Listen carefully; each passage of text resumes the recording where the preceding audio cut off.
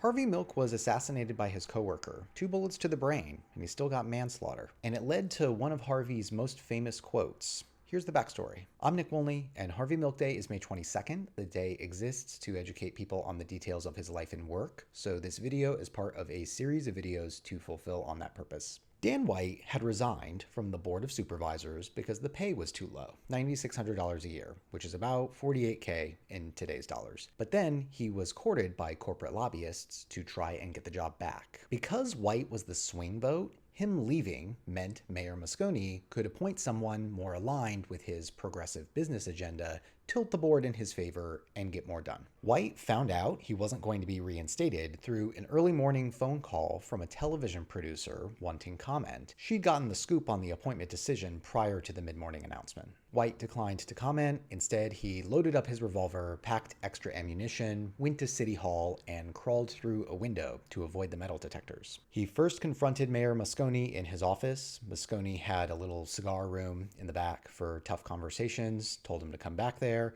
White came back and shot him 4 times at point-blank range. When Moscone's aides found his body, his cigarette was still lit.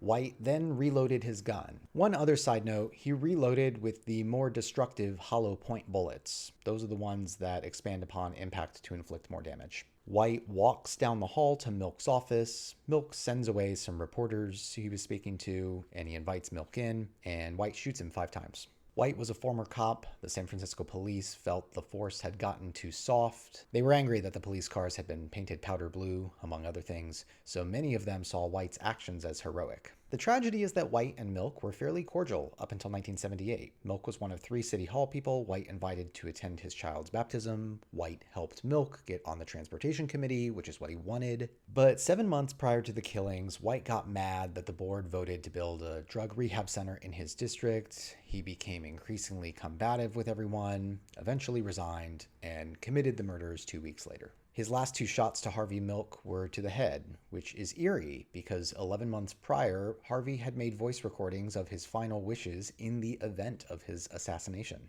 One thing he said on that recording was, "If a bullet should enter my brain, let that bullet destroy every closet door." Harvey Milk and Mayor George Moscone died on November 27th, 1978. Share this video to keep the history alive. Check out some of the other Harvey Milk videos I've posted, and follow for more on money and queer culture.